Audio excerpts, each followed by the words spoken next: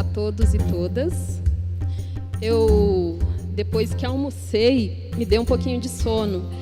E aí eu já pensei, bom, o meu desafio agora, na parte da tarde, é concluir a palestra, verificando quantas pessoas estarão acordadas ao final dela. Então, eu vou tentar ser o mais dinâmica possível. Eu quero compartilhar com vocês a minha satisfação de estar aqui com vocês para voltar a nossa atenção para um tema que é muito caro para mim. Na condição de mulher negra, pobre, no contexto do nosso país, essas diferenças impactam muito no cotidiano. Então, por isso que esse tema é muito caro para mim. Então, o que eu vou trazer para vocês é um resultado da minha experiência pessoal, é resultado do meu trabalho e do que eu venho estudando sobre o tema. Então, este tema não é para a gente sair daqui mais inteligente, mas é um tema que nos chama para sermos mais humanos. A gente vive na chamada sociedade do conhecimento e a gente tem muitas informações, tem muitos conhecimentos, mas a gente tem poucos espaços para a gente refletir sobre como esses conhecimentos são aplicados no cotidiano. E é isso que eu vou tentar fazer com vocês aqui. Então, a minha proposta é fazer menos uma palestra, mas muito mais uma reflexão em voz alta com vocês. Porque o tema da diversidade, como a gente se relaciona constantemente, cotidianamente, ele nos chama para aplicar a nossa teoria sobre diversidade. Eu quero começar fazendo uma pergunta para vocês. Como vai ser uma reflexão, então, de vez em quando, eu vou perguntar algumas coisas e aí sintam-se à vontade para responder ou não. Alguém aqui se acha diferente de alguma pessoa ou de algum grupo social? Essa resposta é simples. É sim ou não? Sim? E vocês já pararam para pensar no que consiste essa diferença? Então, eu identifico que eu sou diferente. Mas no que consiste essa diferença? E mais ainda, como que essa diferença percebida impacta no relacionamento que você tem com as pessoas no cotidiano? Já pensaram sobre isso? Muito bom. O ser humano, ele é naturalmente diverso.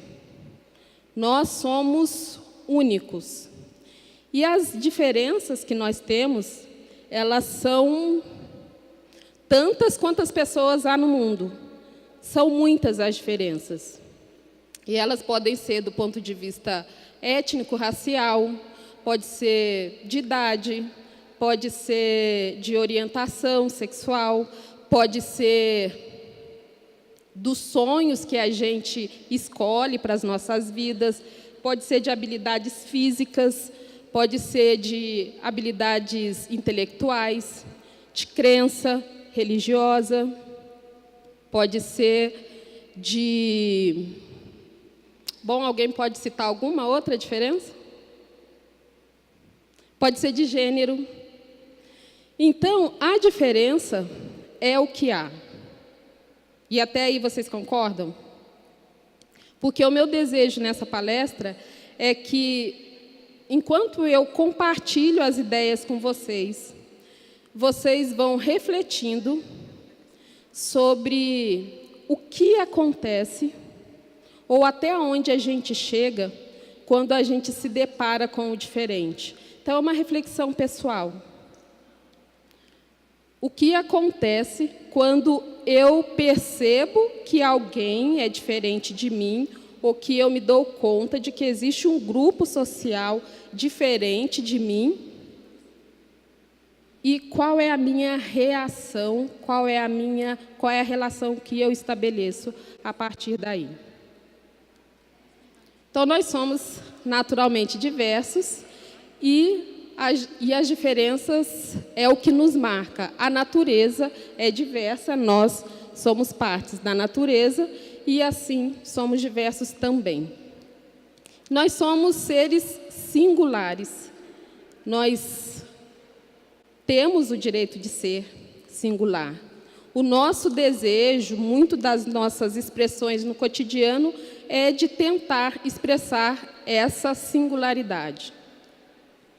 No entanto, a dificuldade da gente reconhecer as diferenças tem fragilizado a nossa tendência, que também é natural, de viver em sociedade. Porque, sim, nós somos seres sociais. Nós vivemos e convivemos. O animal humano é o animal, talvez o único, que, para sobreviver, ele necessita de cuidado de um outro durante um longo período de tempo. As outras espécies, em algumas horas ou em alguns meses, já têm possibilidade de uma autossustentação. O animal humano, não. Ele vai precisar sempre de um outro, durante pelo menos uns 4, 5 anos, para ele, então, conseguir assimilar as coisas por conta própria. E isso já marca a nossa tendência de viver em sociedade. Mas não é só isso. Então, nós somos diferentes e nós compartilhamos uma tendência de viver em sociedade. E aí a minha pergunta sempre é: o que acontece, ou o que tem acontecido, que as nossas relações, as relações que a gente estabelece uns com os outros, têm sido marcadas por tantas dores, tantos sofrimentos, tantos conflitos? O que acontece quando eu olho para alguém e identifico que é diferente, e essa diferença já é o suficiente para dar uma outra dinâmica para essa relação? E aí eu acho que é importante a gente refletir que, quando eu me deparo com o diferente, então eu tomo conhecimento. Sim, vai ter aquele estranhamento. Eu estranho, é algo diferente de mim, é alguém diferente de mim. Até aí tudo bem, eu tomo conhecimento da diferença.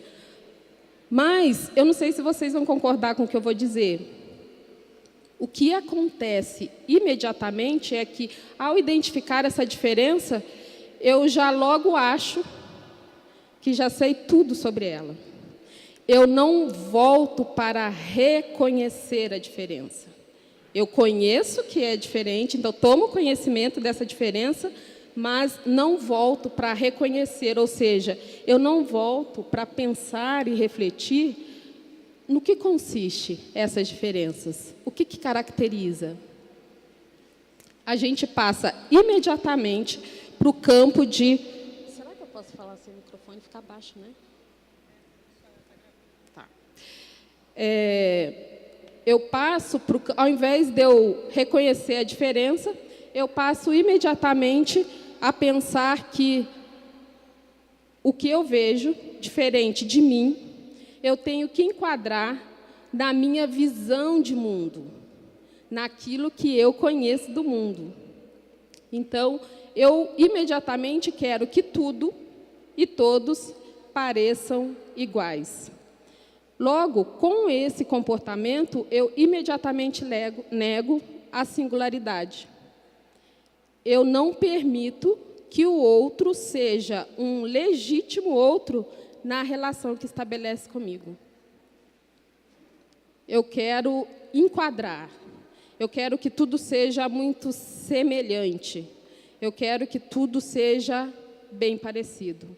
E a diferença incomoda, porque ela vai precisar de um outro tipo de operação.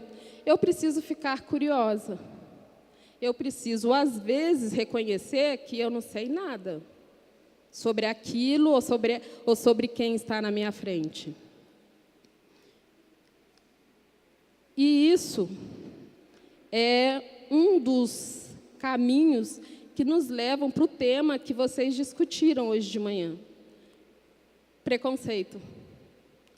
O preconceito, na minha opinião, é uma barreira para que a gente possa reconhecer as diferenças, para que a gente possa conviver de uma forma segura e saudável com o que nos é diferente.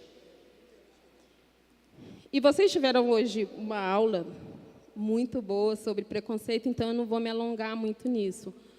Mas, muito amplamente, o preconceito é uma ideia, é um pensamento antecipado acerca de uma pessoa ou de um grupo social. O preconceito faz uma coisa muito interessante com a gente. Eu olho para uma pessoa de turbante e acho que já sei tudo sobre ela. E o que eu acho, eu penso que é tudo que se pode saber. Eu não tenho mais nenhuma curiosidade. E, nesse momento, quando me falta essa curiosidade para saber no que consiste essa diferença, o preconceito se desenvolve em uma ação, ou seja, numa discriminação. As crenças que orientam o preconceito são chamadas estereótipos. E o estereótipo é generalizar, exagerar as características ou atributo de uma pessoa ou de um grupo social, ignorando qualquer informação que o contradiga. Então, eu exagero características, eu exagero atributos, e aí, por isso, eu consigo dizer, mulher no volante, perigo constante. E aí, entra naquela situação que o Ideraldo falou, eu olho uma mulher de minissaia e já logo digo, não devia estar de minissaia ali. Tem uma moral duvidosa.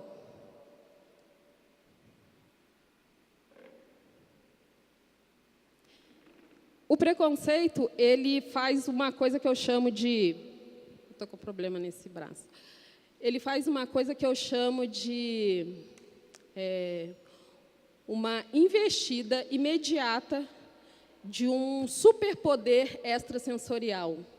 Sabe aquela situação, quando você entra numa loja, algumas pessoas já devem ter vivido, aquela relação que a gente estabelece com o vendedor. Você entra numa loja e o vendedor, que nunca te viu, ele não sabe absolutamente nada sobre ti e ele já sabe que você não tem dinheiro para comprar os artigos que vendem naquela loja. De repente, ele se transforma num vidente. E como ele é uma pessoa, ou como o vendedor é uma pessoa agradável, ele vai te atender ainda com alguma orientação, dizendo que você não vai poder gastar o pouquinho de dinheiro que você tem, e ele vai te oferecer os produtos mais baratos, enfim, afinal de contas, ele já sabe que você não poderia comprar aquele artigo naquela loja. E, claro, estou exagerando um pouco, mas, no cotidiano, quando a gente lida com o diferente, são essas ideias que nos saltam e fazem com que a gente haja de acordo com essas ideias. O preconceito ele tem duas formas de expressão. Uma forma explícita, que é essa forma visível, observável. É possível a gente identificar quando uma pessoa está sendo preconceituosa e quando uma outra está sendo vítima de preconceito. e é a forma como, historicamente, a gente tem lidado com o preconceito. Esse preconceito, essa forma explícita do preconceito, ela se dá de forma consciente. E, com ela, é possível a gente fazer algum tipo de intervenção, seja pela educação, seja pela punição. Mas existe uma outra forma de expressão do preconceito, que é a forma implícita. E antes de eu continuar, eu quero fazer uma pergunta para vocês. Quem aqui é preconceituoso ou preconceituosa?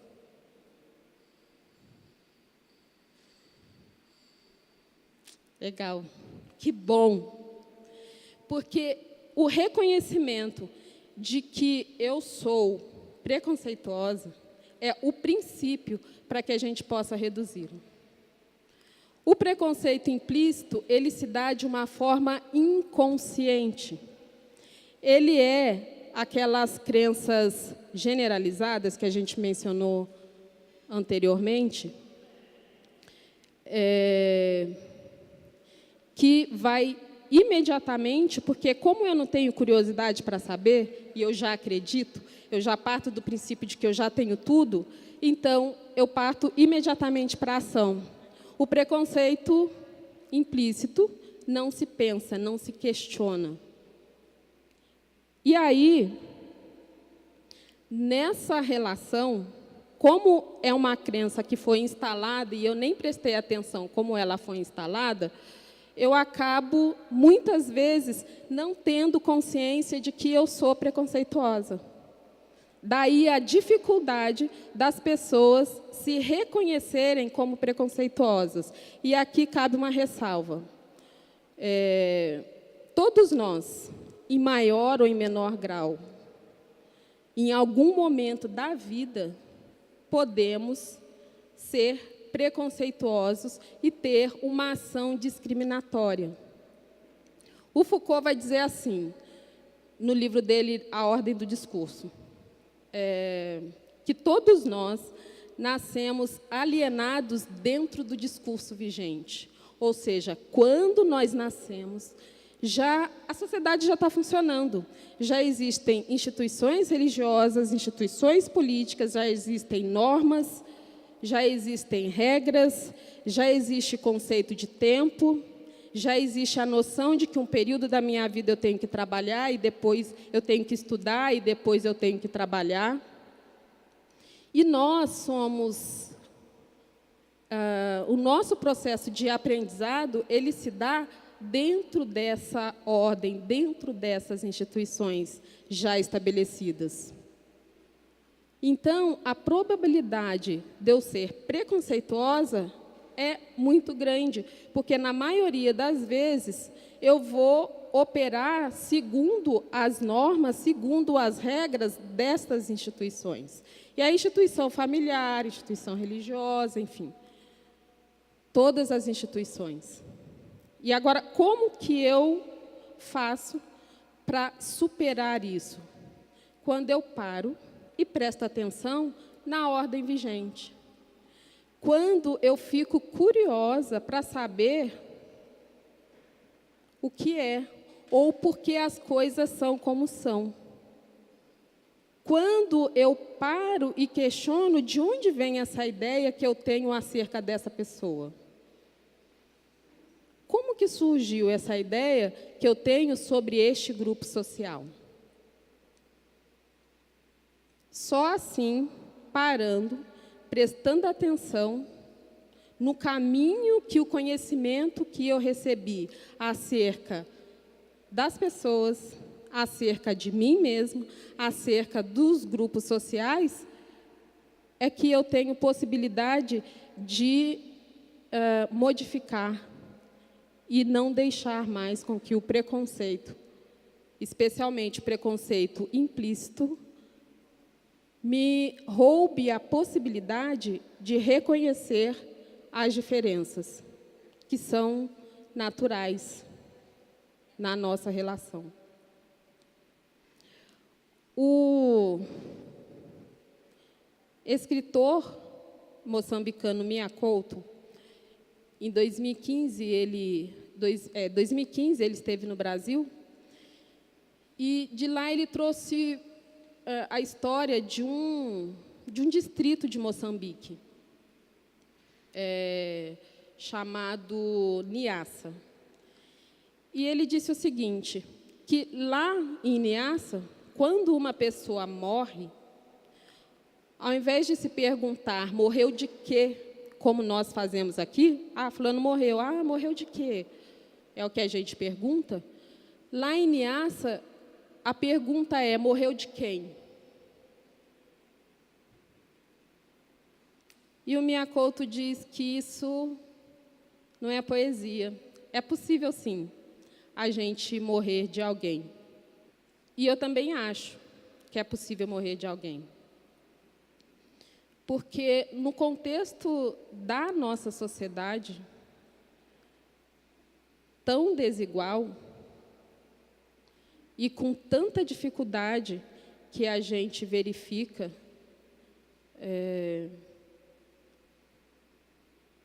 para as pessoas que estão fora da norma, de terem a sua integridade física preservada, de terem o seu direito de viver a sua singularidade, quando a gente vê uma acentuação da intolerância, dá para a gente entender que é possível morrer de alguém pela forma como os preconceitos, especialmente o preconceito implícito, tem mediado as nossas relações. E o preconceito implícito, ele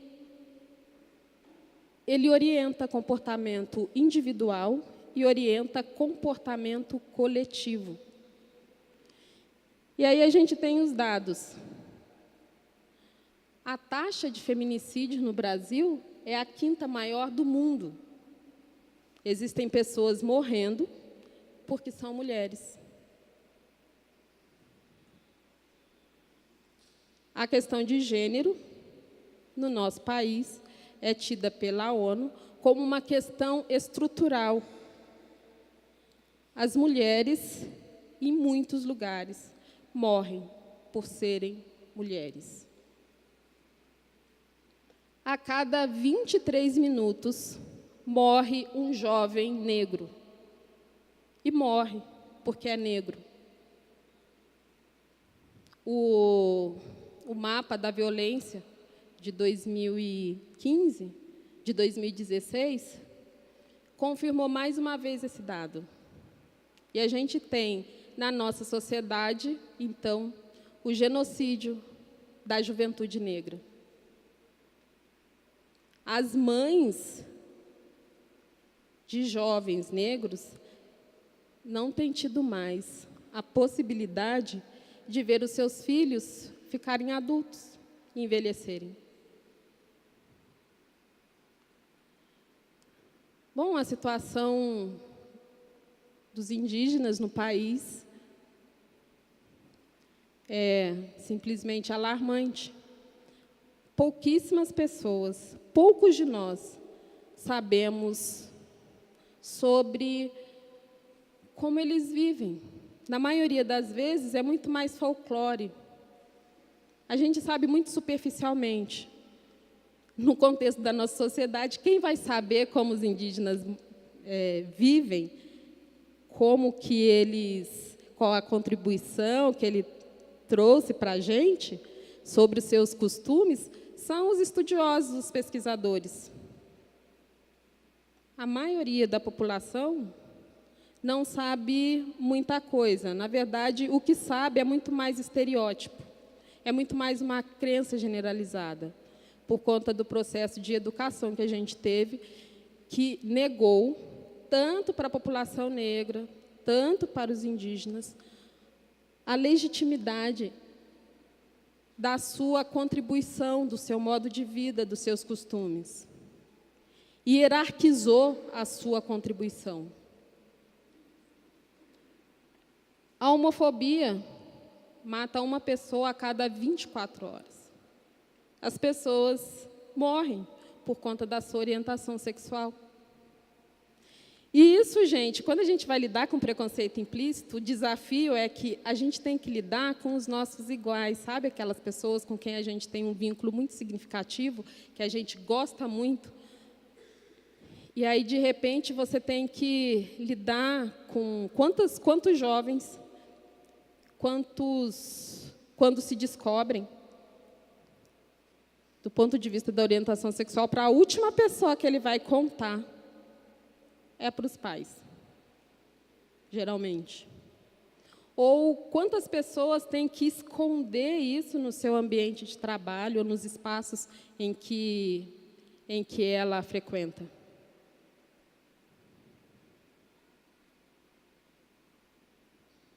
E é para a gente pensar o quanto que tudo isso também está dentro de nós.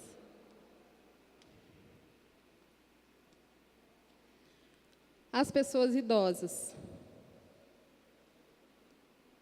elas são violentadas dentro de casa, que deveria ser um lugar seguro. Mas os estereótipos sobre idade são os piores possíveis.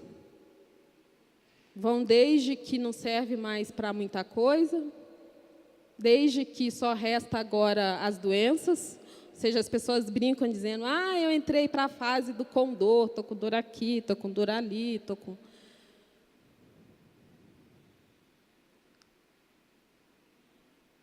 Então, o que eu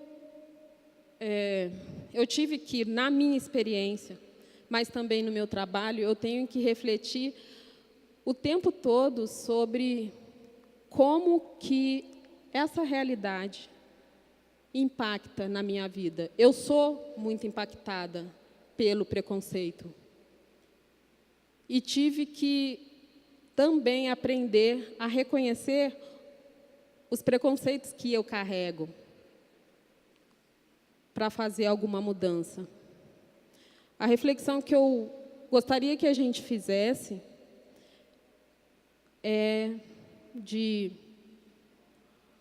como nós estamos estabelecendo as nossas relações. Que preconceitos implícitos cada um de nós guarda, reserva dentro de si e que tem mediado as relações. O quanto que nós estamos permitindo que a diferença, que é um processo natural da vida, seja vivida de uma forma segura.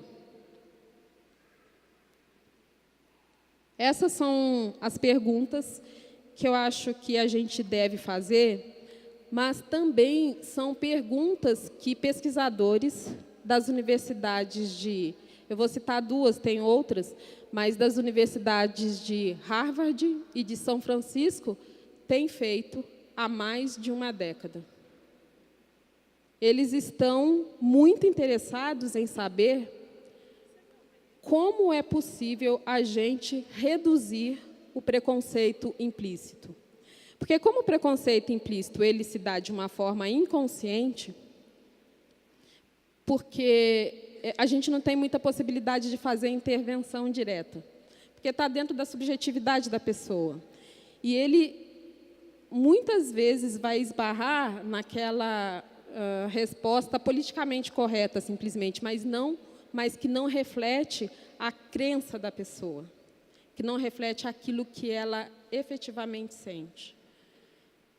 Então, há mais de uma década, tem sido feito pesquisas para descobrir quais práticas podem ajudar a reduzir o preconceito implícito na nossa sociedade e melhorar as nossas relações. E a ideia por trás destes estudos é de que o preconceito implícito, ele orienta comportamento individual e comportamento institucional. E ele vai se expressar naquelas situações, por exemplo, das contratações de trabalho e promoções de trabalho. na relação nos tratamentos de saúde. Vocês sabiam que no SUS, 70% dos usuários são negros? 70% dos usuários do SUS são negros. Mas quando você pega os dados sociológicos de desenvolvimento humano ou os dados relacionados à boa saúde, a população negra tem uma baixa em todos os indicadores. E duas práticas, já que eu tenho só um tempinho para poder resumir, duas práticas, uma das práticas que tem sido bastante aplicada na redução do preconceito implícito de uma forma muito eficaz talvez vocês não tenham ouvido falar ou já tenham ouvido falar, é o mindfulness, traduzido no Brasil como atenção plena. A atenção plena é a habilidade de estar presente no momento, no aqui e no agora, consciente dos meus pensamentos, consciente das minhas emoções, consciente das minhas sensações físicas, com curiosidade e sem julgamento. E ela se constitui uma forma poderosa para reduzir o preconceito, porque, como o preconceito ele se dá de uma maneira automática, porque ele não para pensar, ele não se questiona, quando eu estou num estado de atenção, eu tenho a possibilidade de perceber quais pensamentos e quais emoções estão envolvidas na minha experiência naquele momento, e eu tenho 1 segundo para mudar a minha resposta em relação àquela situação de diferença. Ou seja, ele reduz a possibilidade de eu ter uma ação discriminatória quando me deparo com a diferença. Uma outra forma de redução do preconceito que a gente usa é a dança circular. A dança circular são danças de todos os povos antigos, danças que têm o objetivo de promover a cooperação, de criar experiências não hierárquicas entre as pessoas e que possibilita com que a gente possa exercer a nossa singularidade. Ela não tem nenhuma preocupação com o desempenho performático que na nossa sociedade é tão exigido, ou seja, eu tenho que ter uma performance como profissional, como mulher, enfim, como executivo, como trabalhador, eu tenho todas as minhas ações na sociedade, a sociedade exige que eu faça da melhor maneira possível, que eu tenha um desempenho excelente. Na dança circular não tem essa preocupação.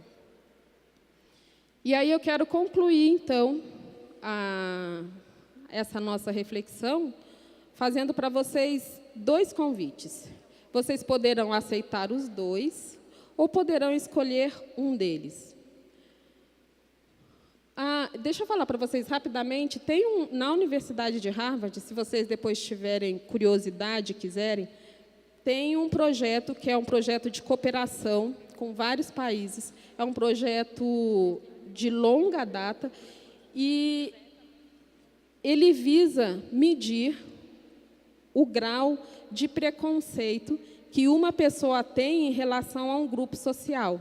Então, se vocês depois tiverem possibilidade, tem o link ali, depois eu vejo e deixo ali para vocês, de fazerem o teste, tem uma parte que é em português, então vocês podem fazer.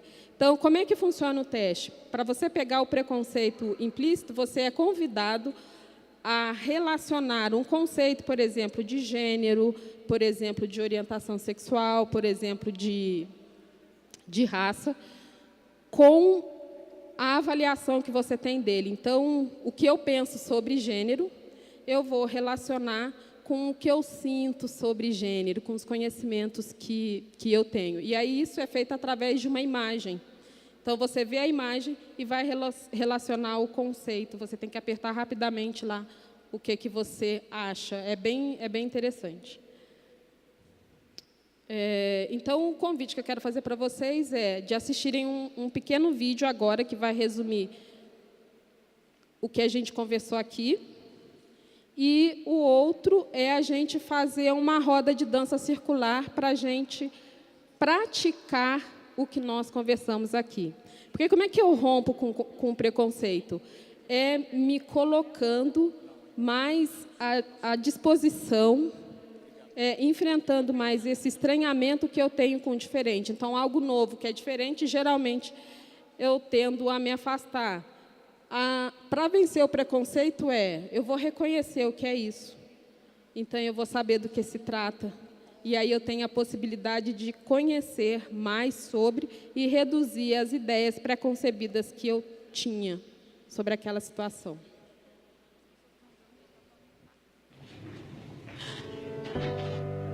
It's easy to put people in boxes.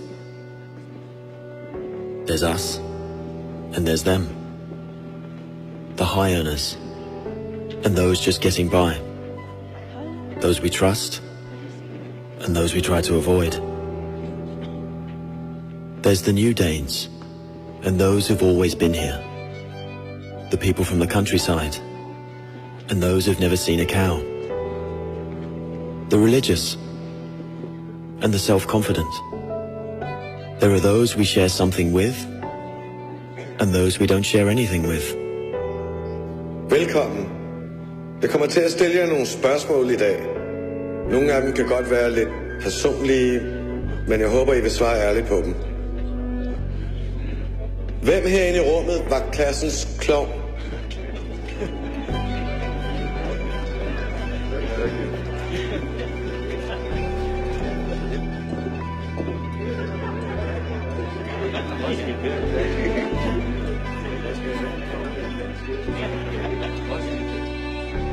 Hvem er bonusforældre?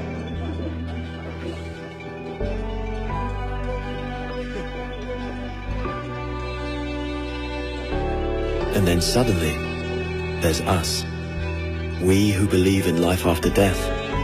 We who've seen UFOs. And all of us who love to dance.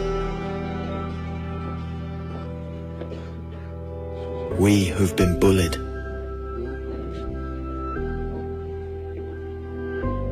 And we who've bullied others.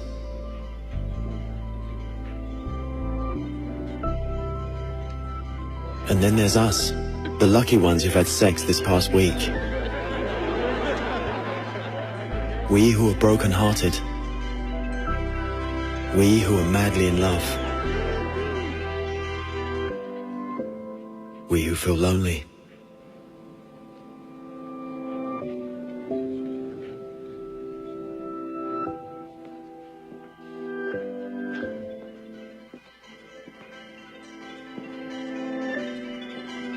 We who are bisexual.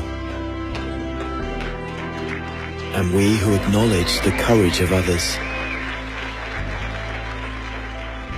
We who have found the meaning of life. And we who have saved lives. And then there's all of us who just love Denmark. So maybe there's more that brings us together than we think.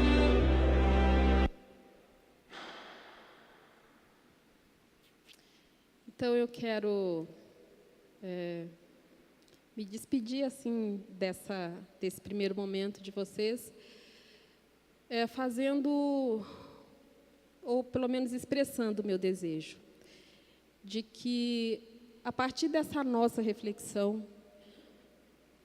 na relação com o outro, que a gente busque ficar mais consciente de como nós estamos lidando com a diferença. E eu quero, então, parabenizar os idealizadores do evento, a organização do evento, agradecer vocês por terem aceitado o convite de estar aqui e agradecer a oportunidade de ter feito essa reflexão com vocês. Muito obrigada pela atenção.